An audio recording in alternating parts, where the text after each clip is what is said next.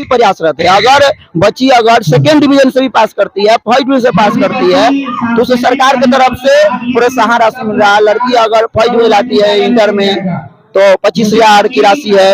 अगर बीए में पास कर जाती है फर्स्ट डिवीजन से तो 50,000 की राशि है। तो जो भी अभिभावक इस वीडियो को देख रहा है, कम से कम वो अपने बच्ची को मौका दे। वो बच्ची को अगर आप मौका देते, उड़ने का मौका दीजिए। और मैं पूरा विश्वास दिलाता हूं कि वो लड़कियां आगे चलकर देश का नाम रोशन करेंगी। लेकिन मानना होगा एक समान उसे। कोई गार्जियन है हमें कोई बता दे, जब घर में उसका बेटा लेट से आता है 9 बजे 10 बजे रात को आता है, तो कोई बाप उससे पूछता है कि हमारे संविधान के प्रेम्बल्स को पढ़ ले, संविधान के आर्टिकल्स को पढ़ ले, तो लड़की अपने अधिकार के प्रति जागरूक हो जाएगी। लेकिन ऐसा होता नहीं है। ऐसा लोगों को करना होगा, तब जाकर होगा।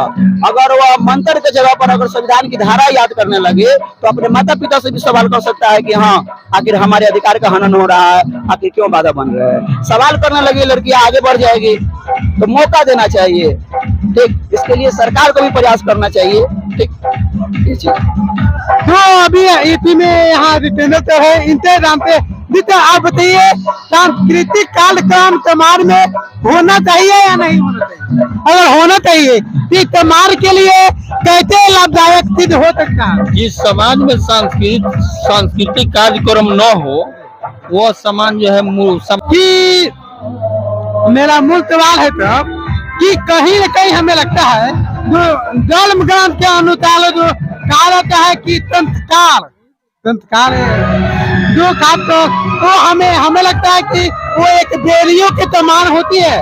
और उस व्यक्ति क्या है कि संस्कारी बनने के चक्कर में अपने अधिकारों को खो देती है, वो आगे नहीं बढ़ पाता। देखिए, धर्म का अर्थ होता है धारण करना, लेकिन आज ठीक परिस्थितियां इसके विपरीत हो गई है।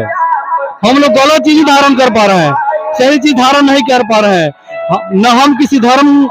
हेलो नमस्कार, मैं आनंद विहार और आप देख रहे हैं बिहार लाइव। अभी हम है बालिका उच्च विद्यालय में, जहाँ सांस्कृतिक कार्यक्रम का आयोजन किया गया है। और जो मैट्रिक और इंटर में जो टॉप करने वाले विद्यार्थी है उसे सम्मानित भी किया गया है, आप देख सकते हैं। तो हम इन लोगों से बात करते हैं और जानने का प्रयास करते हैं।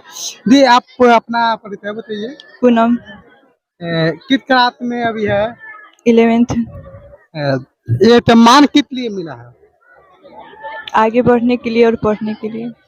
किस क्लास का में मैंने मैट्रिक में कितना मार्क्स है आपका? 338। और आगे क्या करना है? आगे और आगे पढ़ना है। टारगेट क्या है, मतलब एक लक्ष्य है, लक्ष्य निर्धारित है या नहीं है? आगे आप अपना परिचय बताइएगा। नाम नंदिनी कुमारी, पिता श्री लाल प्रसाद। सम्मान जो मिला है किस लिए मिला है? आगे बढ़ने के लिए। किस वर्ग में अभी है आप? 11th में।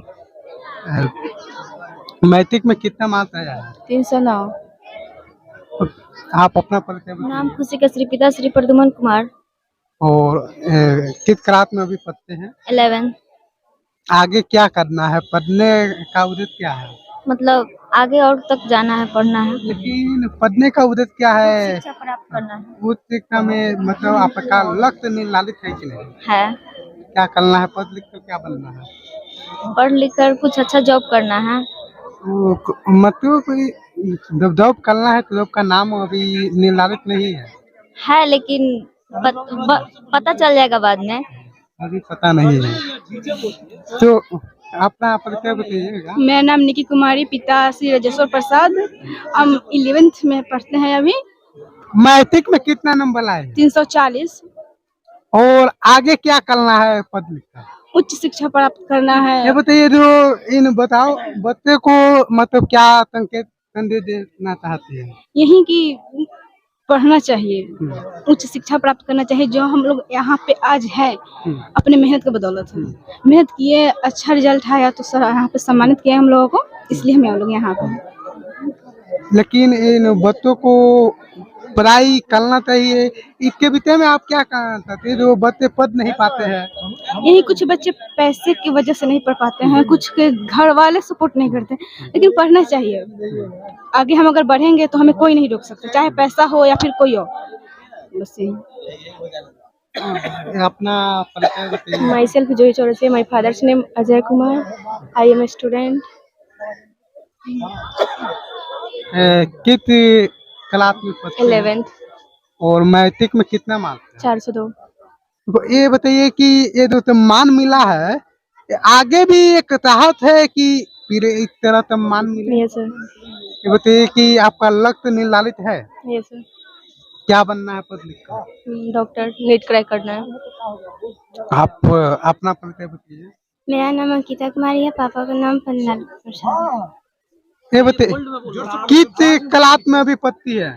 11th में मैट्रिक में कितना मार्क्स है? 445। और इंटर में एक चाहत है कि साल तो क्लोज है, साल तो क्लोज है, हाँ बिल्कुल है। क्या करना है पढ़ लिख? यूपीएससी क्रैक करना है।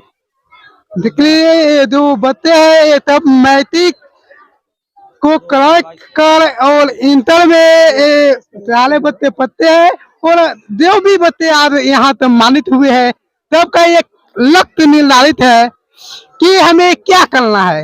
और ये जो भी बच्चे होते हैं अगर पढ़ लिख रहा है या वो कुछ भी कर रहा है, जिंदगी में एक लक्ष्य का निर्धारण अत्यंत जरूरी है।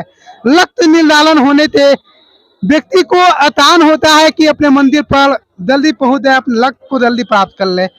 अगर किसी को ये पता ही नहीं है कि हमें जाना कहाँ है तो कहाँ जाएगा इसका? अगर किसी को ये पता नहीं है कि हमें जाना कहाँ है तो कहीं जा पाएगा क्या?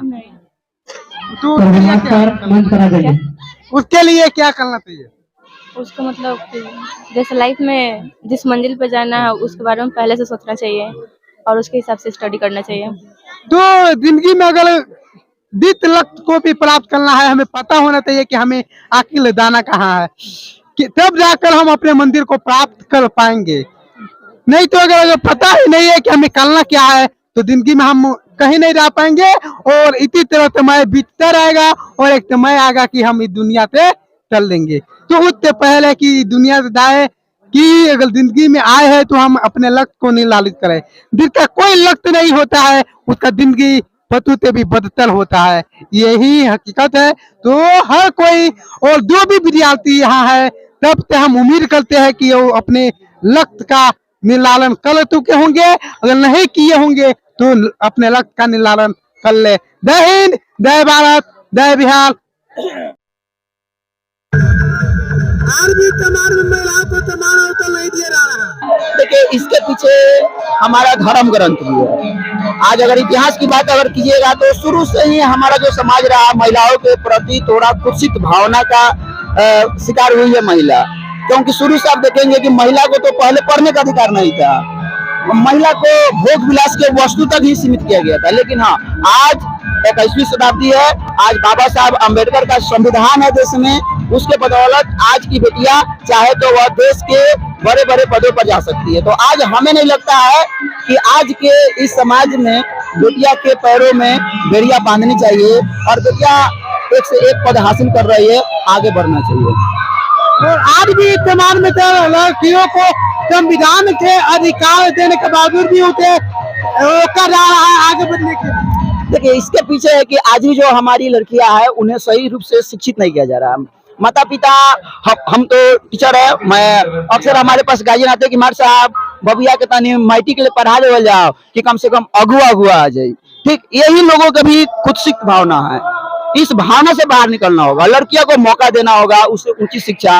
और सरकार भी काफी प्रयासरत है। अगर बच्ची अगर 2nd डिवीजन से भी पास करती है, 1st डिवीजन से पास करती है तो उसे सरकार की तरफ से प्रोत्साहन राशि मिल रहा है। लड़की अगर 1st डिवीजन लाती है इंटर में तो 25,000 की राशि है।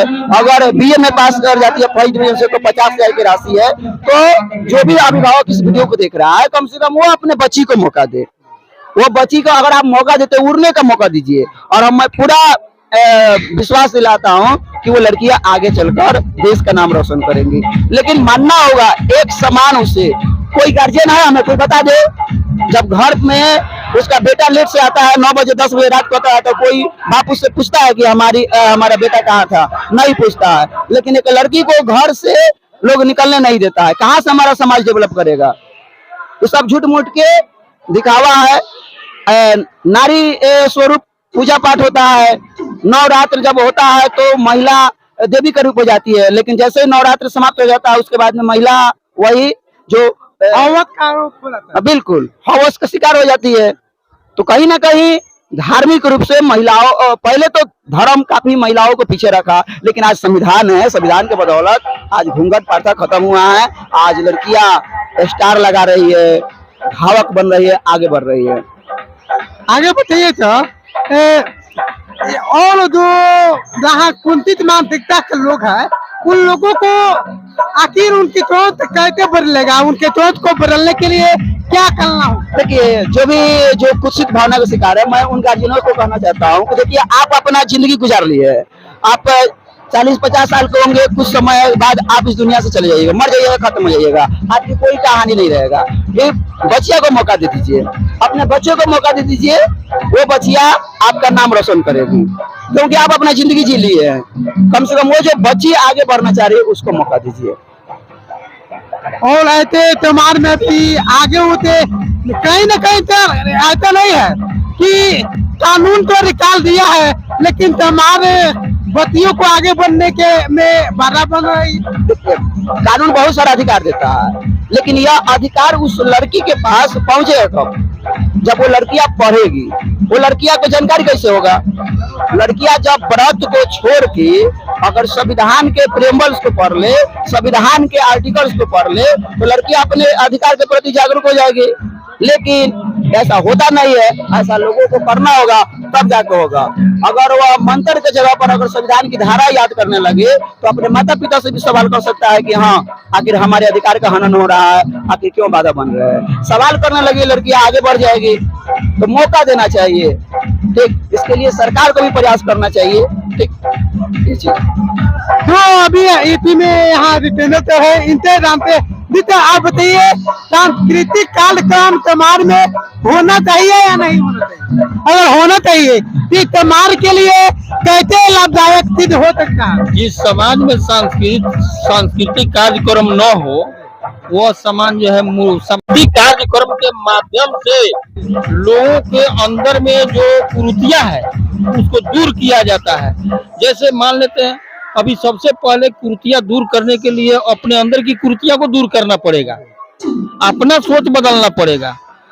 अब जैसे हम तो कवि का काम करते हैं, लेकिन मैंने ये चीज हम आपको बतला देना चाहते हैं कि अगर 10 बजे रात को लड़का आ जाए घर पर तो उसके पिताजी डांट नहीं पाते हैं कि 10 बजे रात तो तुम कहाँ था। लेकिन लड़कियां 6 बजे के बाद में घर से अगर निकल जाती है तो तुरंत उससे क्वेश्चन पूछा जाता है कि तुम अभी तक कहाँ थी। तो 6 बजे के बाद में घर से नहीं निकलती है, वो किताब के साथ रहती है, इसलिए वो जो है भारत में अव्वल पर स्थान प्राप्त करती है। लेकिन यहाँ के बच्चे जो है 10 बजे रात को बाहर रहते हैं, किताब के नजदीक नहीं रहते हैं, इसलिए वो बिहार का कम कोई बॉर्डर भी नहीं पार करते हैं। तो सबसे पहले गार्जियन को भी अपना सोच बदलना होगा, शिक्षक को भी अपना सोच बदलना होगा। इस 26 जनवरी के अवसर पर मैंने कुरीतियों को दूर करने के लिए सांस्कृतिक कार्यक्रम के माध्यम से, पद भाग के माध्यम से मैंने ये चीज लिखा है कि मन में दिया कोई न जलावे, बाहर में दिया जलावता, अब मन के कीड़ा जिंदा बाहर के कीड़ा मुंगावता। आइल दिवाली भइल खुशहाली सगरो प्रकाश फैलावता, मन के कीड़ा जिंदा बाहर के कीड़ा मुंगावता। कबीर तुलसी दोहा सब लोग पढ़े, बुद्ध के नाम सब जानता, और शांति के मार्ग के बगल में दबावे, पेन छोड़ हथियार उठावता, मन के कीड़ा जिंदा बाहर के कीड़ा मुंगावता। कबीर कर जोड़ के चौरसिया बोले जय हिंद कौन पुकारा था, हिंद देश का प्यारा झंडा नैन से आंसू बहावता। जय हिंद जय भारत। तो आप बताइए जो आज की जो संवैधानिक अधिकार के बावजूद भी गांव देहात में देखा जाता है कि लड़कियों को उसके अधिकारों से वंचित किया जा रहा है। आखिर इसके लिए जिम्मेदार कौन है? इसके लिए जिम्मेदार हमारा समाज है, हमारी शिक्षा प्रणाली है, हमारी शिक्षा व्यवस्था है, हमारे बड़े बुजुर्ग भी है जो इस चीज की जानकारी रखते हैं। वे लोग खुल करके बोल नहीं पाते हैं, जो लोग बोल पाते हैं वे दबी जुबान में बोल पाते हैं। अगर इस अधिकार के प्रति इसी तरह की निरस्ता जारी रही कि आने वाले समय में आज भी आने वाले समय के आज भी हमारे संविधान को, हमारे संविधान के अधिकारों को, हमारे संविधान की शक्तियों को कुचला जा रहा है। आने वाले समय में इतनी भी शक्ति हमें नहीं मिलेगी। इसीलिए मैं बुजुर्गों से आग्रह करूंगा, अनुरोध करूंगा, अपने सहपाठियों से, समकक्षियों से परामर्श करूंगा, उन्हें सलाह दूंगा कि संविधान में प्रदत्त शक्तियां जो हैं उसको भली भांति लागू करने के लिए हमें बुलंद आवाज से आगे बढ़ना होगा, संगठित होना होगा, शिक्षित होना होगा, तभी हमारा संविधान ज्वलंत रहेगा, जीवित रहेगा। जी तो आप बताइए कि मेरा मूल सवाल है तब कि कहीं न कहीं हमें लगता है जो धर्म ग्रंथ के अनुसार जो कहा जाता है कि संस्कार जो खास तो हमें लगता है कि वो एक बेरियों के समान होती है और वो थोड़ा से व्यक्ति क्या है कि संस्कारी बनने के चक्कर में अपने अधिकारों को खो देते हैं, वो आगे नहीं बढ़ पाता। देखिए, धर्म का अर्थ होता है धारण, धर्म का अर्थ होता है धारण करना, लेकिन आज ठीक परिस्थितियां इसके विपरीत हो गई है। हम लोग गलत चीज धारण कर पा रहे हैं, सही चीज धारण नहीं कर पा रहे हैं। न हम किसी धर्म को मानते हैं और न किसी धर्म का अनादर करते हैं। हम सभी धर्मों का सम्मान रखते हैं, आदर करते हैं। एक बात लेकर के देखिए, सबसे अधिक आशीर्वाद लेने वाले कौन है? ओबीसी, एससी, एसटी, माइनॉरिटी के लोग, दबे कुचले लोग आशीर्वाद लेते हैं। जहाँ जाइएगा प्रणाम पंडित जी, प्रणाम सिंह जी, वो लोग आशीर्वाद देते हैं। तो जब हम इतना आशीर्वाद लिए तो इतना गरीब क्यों है, इतना अशिक्षित क्यों है, इतना दबे कुचले क्यों है? इसीलिए आशीर्वाद ले करके हम लोग इतना गरीब है। आज जो आशीर्वाद देते हैं वो आज इतना आगे है, क्योंकि वह संविधान पढ़ करके उतना आगे हुआ है। हम लोग धर्म ग्रंथ पढ़ करके आशीर्वाद लेते लेते आज पीछे हो गए। इसीलिए धर्म बाहरी या मंदिर की चीज नहीं है। धर्म अगर मानते हैं, उससे किसी को मानसिक शांति मिलती है तो वह उसका पालन करे, लेकिन वो घर में रह करके भी अपने धर्म का पालन कर सकते हैं। नहीं तो माइक लेकर के नहीं, चौक चौराहे पर नुक्कड़ नाटक करके नहीं, रोड जाम करके नहीं। इसीलिए धर्म से ज्यादा मैं महत्व देता हूँ शिक्षा का। और बाबा साहब के द्वारा जो संविधान में वर्णित अधिकार है और उसे में पाना है, तो उसके लिए एक ही मंत्र है, एक ही रास्ता है, एक ही मार्ग है, वह है शिक्षा। अगर शिक्षा हमारे अंदर हो जाएगी तो हम धर्म में और शिक्षा में खुद को अंतर समझ लेंगे। इसलिए धर्म से ज्यादा बेहतर है कि हम वैसी शिक्षा प्राप्त करें जिससे हमारा रास्ता आगे साफ दिखाई दे और मंजिल तक हम पहुंच पाए। आज तो गणतंत्र दिवस है और आज के दिन ही संविधान लागू हुआ था, यानी संविधान का मानिए कि जन्म हो गया, आज के दिन वो स्थापित हो गया। लेकिन संविधान में जो वर्णित अधिकार है उसे हर व्यक्ति तक, जग जग तक और जन जन तक पहुंचाने के लिए हम लोगों को आगे आना चाहिए